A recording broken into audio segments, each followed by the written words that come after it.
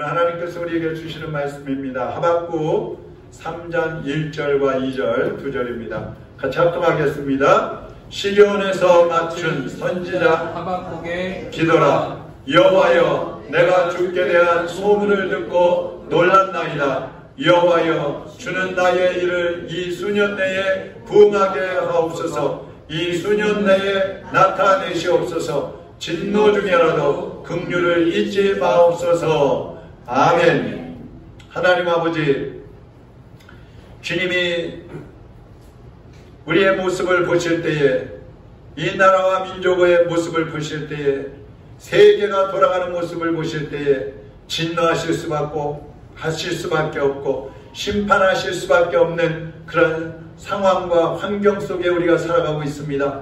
하나님, 이 나라와 이 민족과 세계의 모든 민족들을 불쌍히 여겨주시고 긍휼히 여겨주시고 우리의 가정과 우리의 가족들과 우리 교회와 우리 성도 한 사람 한 사람을 긍휼히 여겨주시옵소서. 하나님의 살아계심이 우리의 삶의 현장에 나타나게 하시고 하나님의 인도하심을 날마다 체험하게 하여 주시옵시고 하나님의 살아 역사하심을 날마다 보게 하여 주시옵소서. 이 시간에 성령으로 우리 가운데 임재하여 주시옵시고 각 사람의 심령을 성령으로 주장하여 주시어서 하나님의 성령의 불이 우리의 심령에 타오르게 하여 주옵시고 부흥의 불이 일어나도록 성령님 역사하여 주시옵소서. 어느 곳에서 이 말씀을 듣든지 모든 듣는 성도들마다 은혜가 임하게 하시고 성령님이 역사하여 주시옵소서. 종의 입술도 주장하시고 하나님의 도구로 사용하여 주옵소서. 성령님 원하시는 말씀을 증거하게 하여 주옵소서. 예수 그리스도의 이름으로 기도합나이다. 아멘.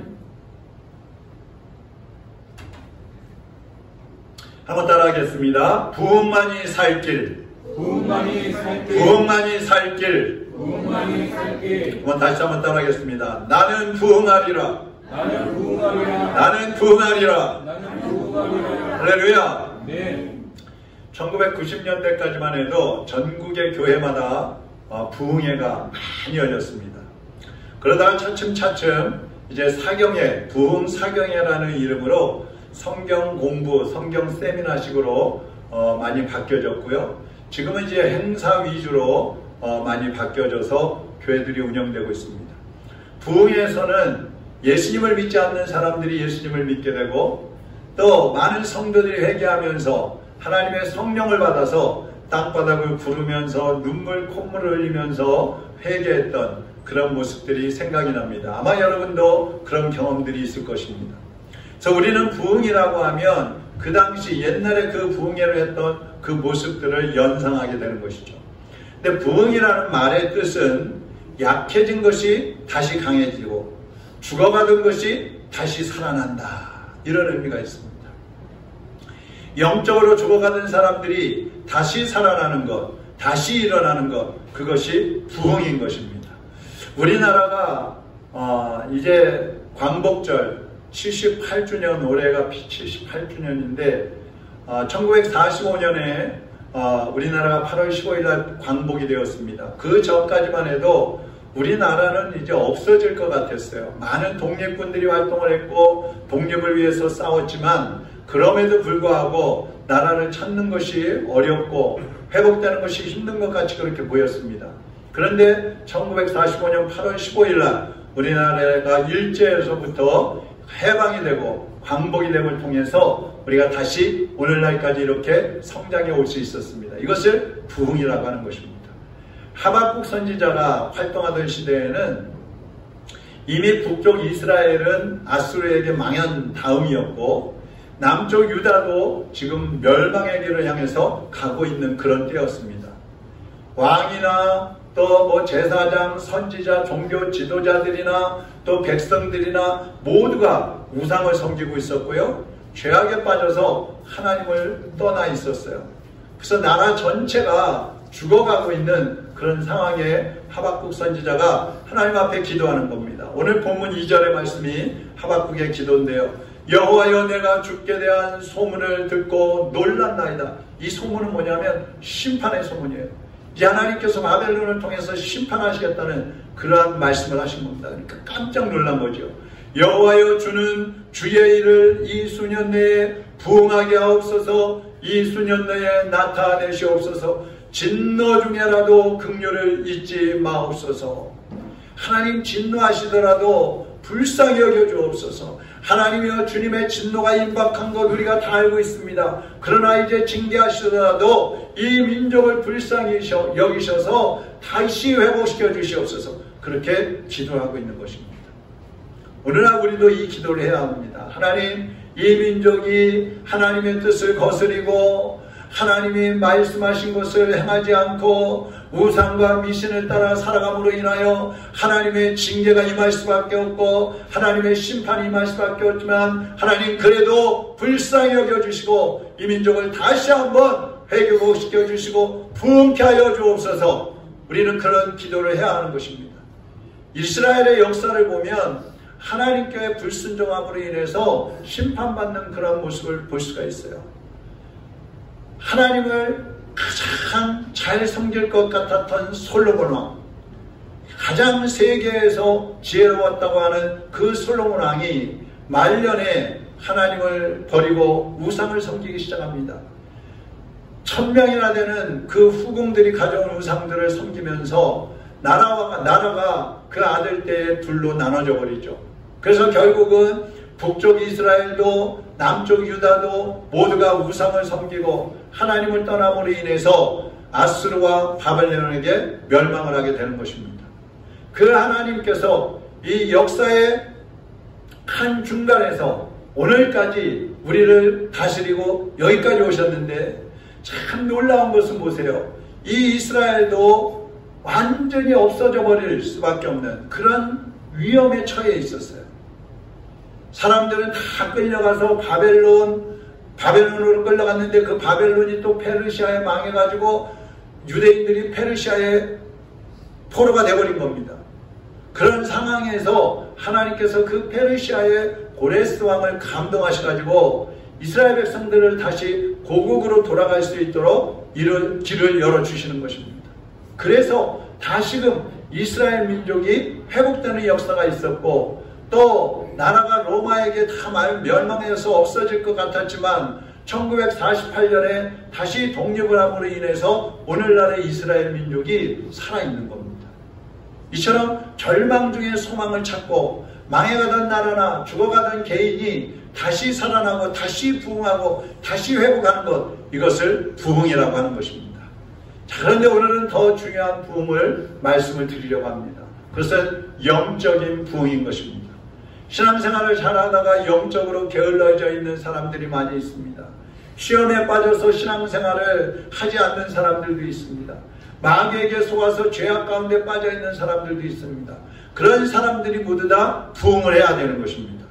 초기 예루살렘에서 시작된 기독교가 유럽으로 이제 퍼져가기 시작하잖아요. 사도들과 또 많은 초대교회 성도들을 통해서 유럽으로 퍼져갑니다. 그러다가 313년에 기독교가 로마의 국교가 되죠. 그러면서 기독교는 놀랍게 부흥을 합니다. 많은 성전들이 세워집니다. 그래서 막 의리여리한, 지금 유럽에 또 있는 의리여리한 많은 성전들이 세워지고 또 수많은 수도원들이 세워져 가지고 사람들이 거기에 들어가서 하나님을 찾고 돌을 닦는 그러한 일들을 했습니다. 그런데 기독교가 정치하고 하나가 됨으로 인해서 이제 부패하기 시작합니다. 카톨릭이 되고 그 카톨릭이 이제 부패해지면서 겉으로는 아주 부흥하고 성장하는 것 같은데 속에서는 썩어가고 부패가고 있는 거예요. 그래서 종교 개혁을 하기 이전까지 이 카톨릭과 정부가 기독교인들을 죽이는데 수천만 명을 마녀로 몰아가지고 마귀의 자식으로 몰아가지고 다 화형을 시키고 죽이는 그러한 학살의 현장을 우리가 역사 속에서 볼 수가 있습니다. 그러다가 하나님의 은혜로 이제 1517년에 루터가 종교개혁을 시작하죠. 그러면서 여러 사람들이 이제 종교개혁을 시작해가지고 성경 중심의 신앙을 세워가는 거예요. 다시 부흥이 일어나는 겁니다. 그때부터 유럽에 또다시 기독교가 부흥이 일어나가지고 왔는데 지금의 유럽 기독교는 어떻게 되어 있어요? 교회들이 텅텅 비어있다고 그러잖아요. 텅텅 비었어요. 수천 명 모이던 교회들이 수십 명 모이고 아예 교회가 문을 닫고 예배당을 다른 건물로 팔아버리는 그런 일들이 벌어지고 있습니다. 17세기에 영국의 청교도들이 신앙의 자유를 찾아서 아메리카 대륙으로 건너오게 됩니다. 미국으로 건너오는 거예요. 그 당시에 미국은 이제 정부가 없었죠. 인디언들이 살고 있었는데 겨우 100여 명에 되는 100여 명밖에 되지 않는 그 청교도들이 미국에 들어가지고 털을 잡습니다. 그리고 정부를 세웁니다. 그래서 오늘날의 미국이 된 것이죠. 이 미국의 기독교도 그로부터 놀랍게 부흥하고 성장을 해가지고 아세안 쪽으로 또 전 세계로 복음을 전하고 선교사를 파송하는 그런 교회가 되었어요. 근데 그 미국 교회도 지금은 어떻게 되어 있어요? 지금은 점점 쇠퇴해가고 있는 것입니다. 유럽이나 미국 교회나 이렇게 쇠퇴해가고 약해져가는 이유가 뭘까? 그것은 몇 가지 이유가 있는데, 첫째는 동성애를 비롯한 이제 잘못된 그러한 인본주의, 그리고 물질주의, 그리고 세상적인 프로그램들에 빠져가고 있기 때문에 교회가 약해져가고 있는 겁니다. 두 번째, 하나님보다 쾌락을 즐길 수 있는 세상을 더 좋아하고 있다는 것입니다. 세 번째는 기독교가 다른 종교들과 손을 잡고 세계 종교를 하나로 만들겠다고 연합운동을 하고 있는 것입니다. 그래서 더 이상 십자가나 부활이나 천국이나 지옥에 대한 회개에 대한 그런 말씀들을 전하지 않고 다른 종교들이 가르치는 것들을 가지고 와가지고 같이 혼합을 시켜가지고 가르치면서 종교가 혼합 종교가 되어가고 있는 거예요. 그러니까 교회가 약해질 수밖에 없어요. 네 번째는 목회자들이 하나님이 말씀하시고 싶어하는 말씀을 전하는 것이 아니라 사람들이 듣고 싶어하는 설교들을 하기 때문에 사람들이 하나님을 더 이상 찾지 않고 있다는 것입니다. 그래서 현대인들의 신앙을 보면 과거에 우리나라만 해도 그렇잖아요. 과거에 우리 믿음의 선조들, 믿음의 선배들의 그 신앙에 비하면 지금의 젊은이들 가면 갈수록 우리의 자손들의 그 신앙의 모습들은 열정을 잃어가고 있어요.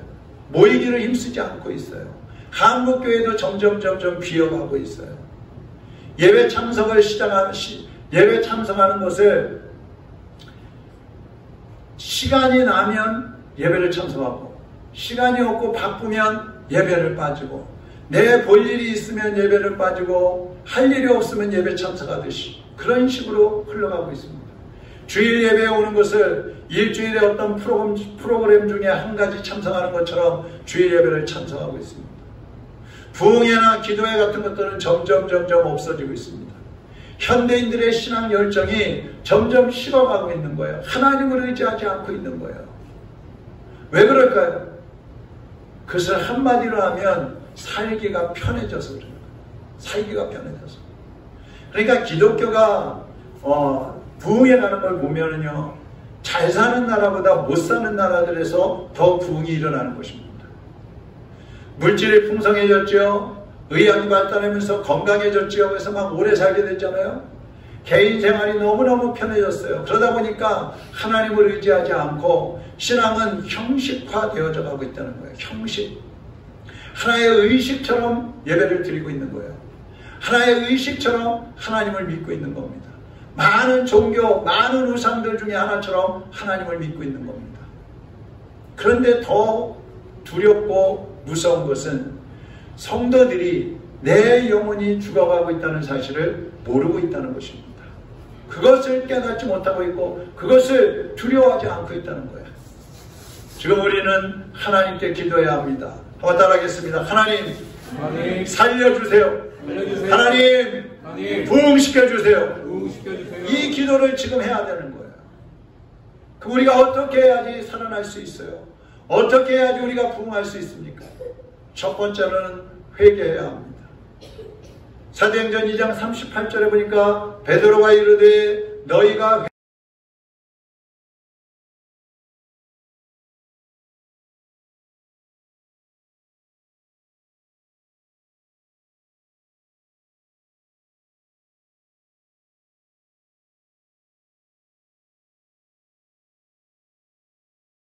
회개하고 하나님 앞에 나갈 때 성령님이 찾아오시는 것입니다. 죄는 하나님과 인간 사이를 가로막는 차단막과 같은 거예요. 그런데 우리는 우리의 힘으로 죄를 어떻게 할 수가 없어요. 끊어낼 수 없어요. 씻어낼 수 없어요. 그래서 예수님께서 오셨습니다. 육신을 입고 인간의 몸으로 이 땅에 오셔서 십자가에서 우리 대신 죄를 지고 죽으심을 통해서 우리의 죄를 용서하시고 우리를 죄인에서 의인으로 자유케 해주시는 것입니다.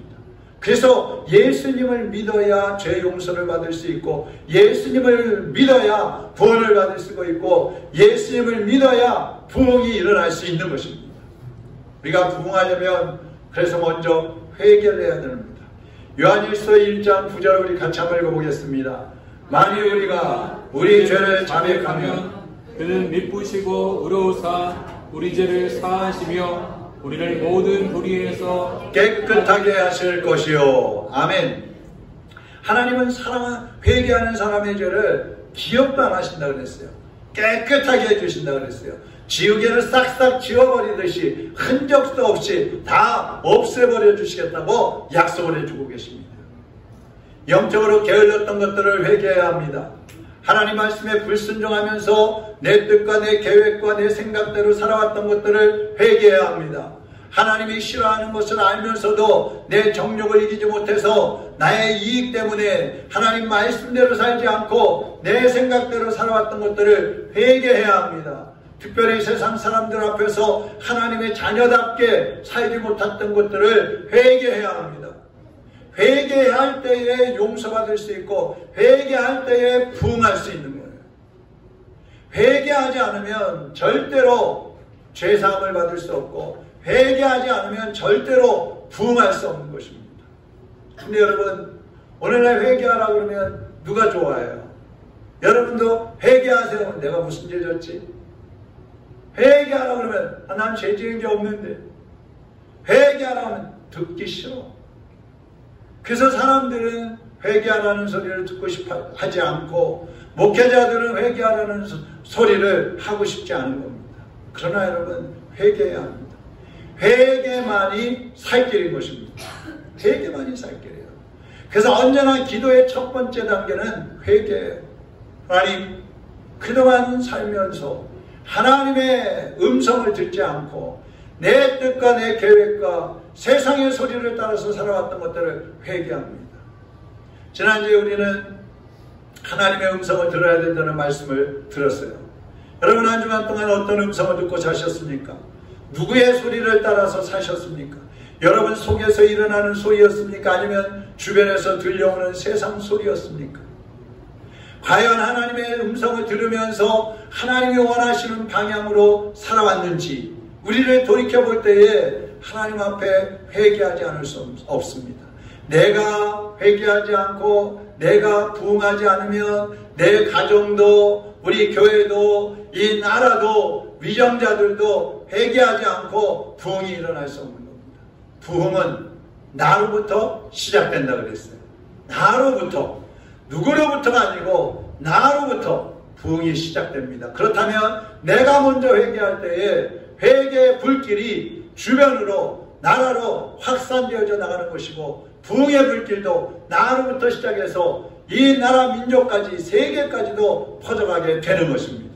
그러므로 여러분, 마음을 활짝 열고 하나님 앞에 진지하게 자신을 돌아보면서 회개하시기를 주님의 이름으로 부탁을 드립니다. 두 번째로는 부흥하기 위해서는 성령 충만을 기도해야 합니다.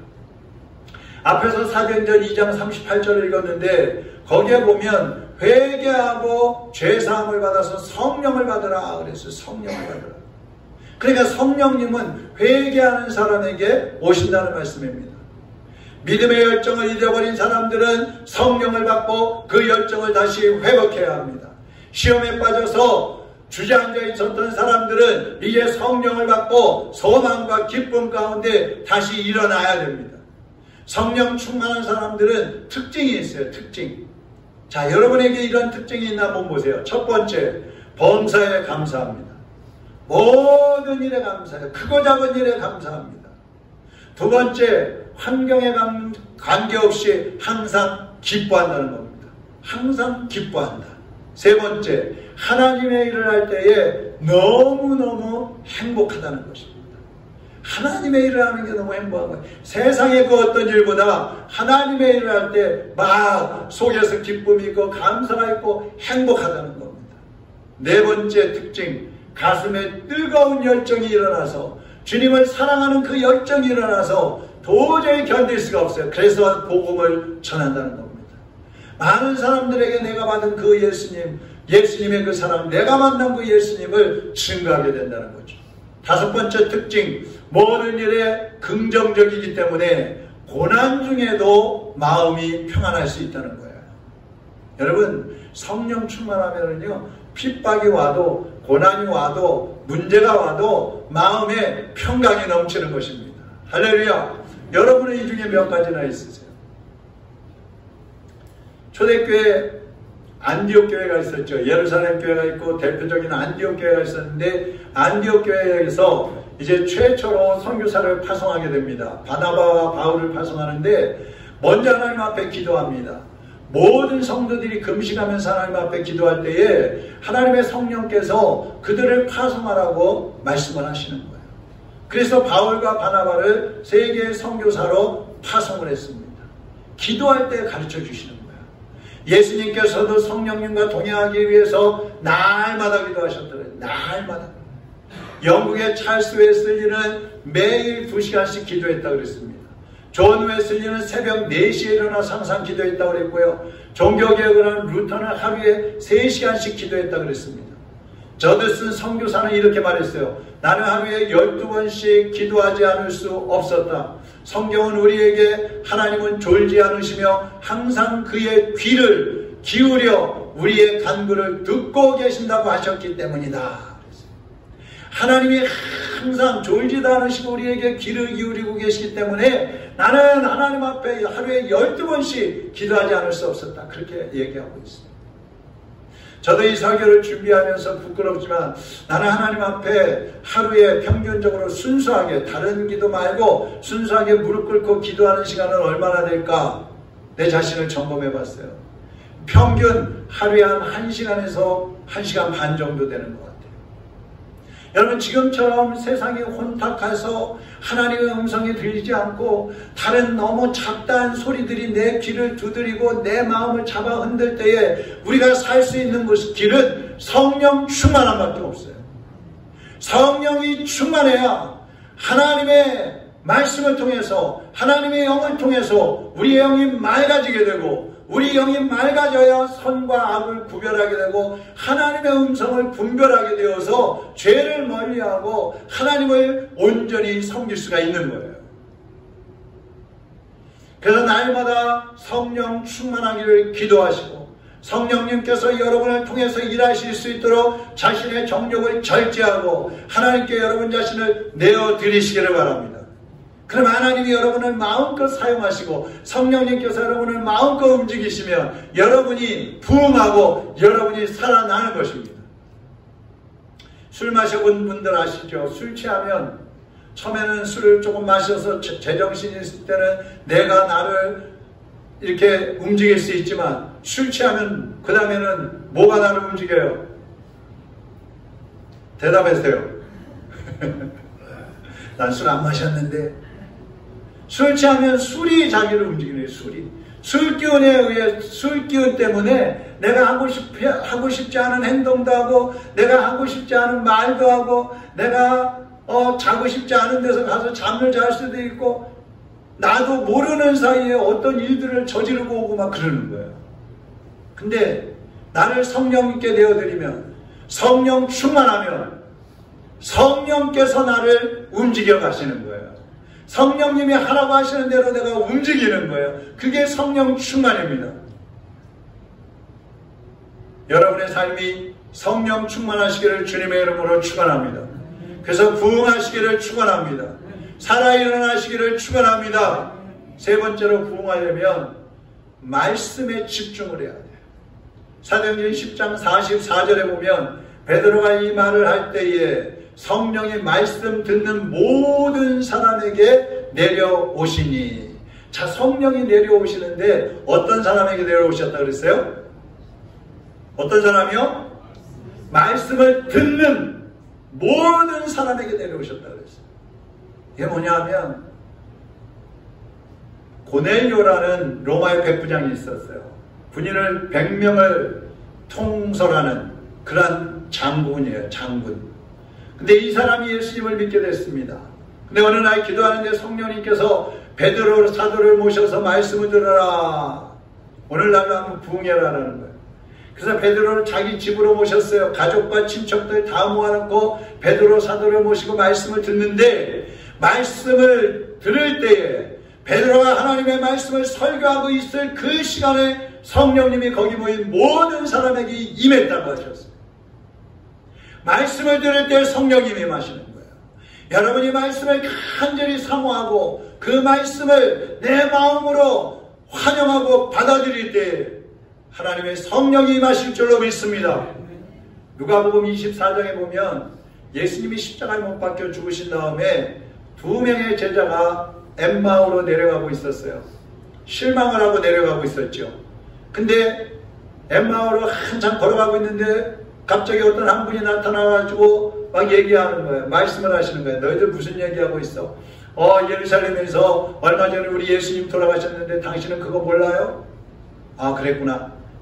예수님이 가시면서 막 구약에 있는 성경 말씀, 신약 말씀을 쭉 해주시고 예수님이 살아계실 때에 하셨던 말씀을 쭉 하시면서 예수님이 고난당하시지만 3일 만에 다시 부활하신다고 하셨다. 말씀을 쭉 전했어요. 그리고 이제 집에 들어가서 그 두 제자와 함께 식사를 하시고 떠나버리셨어요. 갑자기 사라지신 거예요. 그때 두 제자가 예수님인 줄 깨닫고 둘이서 이런 대화를 합니다. 누가복음 24장 32절 같이 한번 읽어보겠습니다. 그들이 서로 말하되 길에서 우리에게 말씀하시고 우리에게 성령을 풀어주실 때에 우리 속에서 마음이 뜨겁지 아니하더냐. 예수님께서 하나님 말씀을 풀어서 말씀해 주실 때에 마음이 뜨거워졌다는 거예요. 성령이 임하셨다는 거예요. 하나님의 말씀은 살았고 운동력 있는 말씀이라고 그랬어요. 우리의 혼과 영과 관절과 골수를 찔러 쪼갠다고 하셨어요. 그런데 우리가 마음을 닫고 꽝 하고 앉아있으면 하나님의 말씀이 우리의 심령을 찔러 쪼개질 않으셔요. 우리가 마음을 열고 하나님의 말씀을 환영하고 받아들일 때 그 말씀이 성령님과 함께 우리 심령에 찾아오셔서 우리의 강팍한 심령을 깨뜨리시는 거예요. 녹이시는 거예요. 수술하시는 거예요. 그래서 새롭게 살려주시는 것입니다. 여러분이 설교를 들을 때나 하나님의 말씀을 읽을 때나 기도할 때에 하나님의 말씀에 집중하면 그 말씀이, 그 음성이 여러분의 마음을 뜨겁게 해주시는 거예요. 그래서 여러분의 영과 혼과 육이 살아나게 되고 부흥하게 되는 것입니다. 사랑하는 여러분, 오늘 하나님 앞에서 여러분 자신을 온전히 내어드리시기를 바랍니다. 성령님께 맡겨버리시기를 바랍니다. 성령님, 내가 여기 있습니다. 나를 맡아주세요. 주관하세요. 주님의 뜻대로, 성령님 뜻대로 나를 사용하여 주옵소서. 하나님께 드려버리시기를 바랍니다. 데살로니가전서 1장 5절 다시 한번 같이 읽겠습니다. 이는 우리 복음이 너희에게 말로만 이룬 것이 아니라 또한 능력과 성령과 큰 확신으로 된 것임이라. 우리가 너희 가운데서 너희를 위하여 어떤 사람이 된 것은 너희가 아는 바와 같으니라. 아멘. 성령이 오셔서 영적인 부흥이 일어나면, 우리의 영이 살아 일어나면 믿음 위에 확실히 서게 되는 것입니다. 하나님의 능력으로 마귀를 대적하고 승리하게 되는 것입니다. 삶의 변화가 일어나서 세상에 우리 주변에 있는 모든 사람들에게 영향을 끼치는 하나님의 사람들이 되는 것입니다. 사랑하는 여러분, 이제 일어나시기를 바랍니다. 살아나시기를 바랍니다. 성령 충만하시기를 바랍니다. 하나님 앞에 기도하셔서 여러분의 삶을 주님께 온전히 드리시고 성령님이 이끄시는 대로 순종하며 하나님의 사람들로 쓰임받게 되기를 주님의 이름으로 축원합니다. 축원합니다. 오소서 진리의 성령님, 이 땅 흔들며 임하소서. 거짓과 탐욕 죄악에 무너진 우리 가볍게 하소서. 오소서 진리의 성령님 하늘 가르고 임하소서. 하늘 가르고 임하소서. 거룩한 불꽃 하늘로서 임하사 타오르게 하소서. 주 영광 위에 풍의 불길 타오르게 하소서. 간절한 마음으로 찬양합니다. 진리의 말씀 이 땅 새롭게 하소서. 은혜의 강물 흐르게 하소서. 성령의 바람 이 땅 가득 불어와 이 너희는 주의 순결한 백성 주의 영광이 이제 일어나 열방을 치유하며 인일하는 영광의 그날을 주소서. 기도합니다. 오소서 진리의 성령님 이 땅 흔들며 임하여 주시옵소서. 거짓과 탐욕과 죄악으로 가득 차 있는 우리 가슴에 임하여 주시옵소서. 정욕과 욕심을 따라 내 자아를 따라 살아왔던 우리의 강팍한 심령에 성령님 찾아오시옵소서. 그래서 우리의 강팍한 영혼, 우리의 교만한 마음들, 우리의 게을렀던 심령들 깨뜨려 주시고 일으켜 세워주시고 이제 주님을 향하여 온 정성을 다하여 달려나갈 수 있도록 성령님 임하여 주옵소서. 성령 충만 주시옵소서. 이 시간 우리 회개하며 성령 충만을 위해서 나같이 주여 한번 부르고 통성으로 기도합니다. 주여! 하나님 살아계신 하나님 아버지 이 시간 주님 앞에 회개합니다.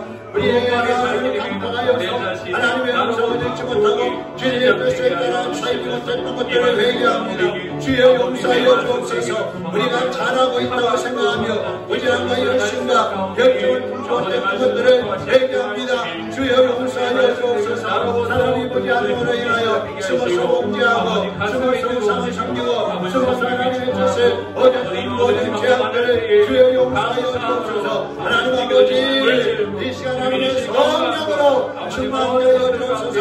성령의 불로 우리의 강팍한 심령을 깨뜨려 주시고 교만함을 깨뜨려 주시고 게으름을 닦고 일어나게 하시고 모든 시험을 닦고 일어나서 믿음으로 주님을 향하여 달려가는 하나님의 자녀들을 일어나게 하시고 하나님의 영을 충만히 받아서 변화되고 새로워져 하나님의 사람들로 살아가는 모든 우리들이 다 될 수 있도록 주님하여 주시옵소서. 살아계신 하나님 아버지 우리를 살려주셔서 하나님의 자녀가 되게 하셨는데 우리가 그 하나님의 자녀의 모습으로 살지 못했던 것들을 회개하오니 용서하여 주시옵소서. 사람이 보지 않는다고 골방에 숨어서 사람이 보지 않는다고 우리 혼자만 있다고 하면서 범죄했던 것들을 회개합니다. 하나님은 보고 계시는데 불꽃 같은 눈으로 보고 계시는데도 우리는 그 하나님의 눈을 무시하고 하나님은 우리를 부르시는데 우리는 그 하나님의 음성을 외면하고 우리의 생각과 고집과 우리의 습관을 따라 살아왔던 것들을 회개하오니 주여 용서하여 주시옵소서. 이 시간 하나님의 성령으로 우리의 강팍한 마음을 깨뜨려 주시옵소서. 교만한 마음을 깨뜨려 주시옵소서. 하나님 앞에 바로 설 수 있는 온전한 믿음을 허락하여 주시옵소서. 진리를 따라 행함으로 우리의 삶의 모습을 통해서 많은 영혼들이 하나님을 만나게 하시고 주님께로 돌아오는 역사가 있게 하여 주시옵소서. 예수 그리스도의 이름으로 기도하옵나이다. 아멘.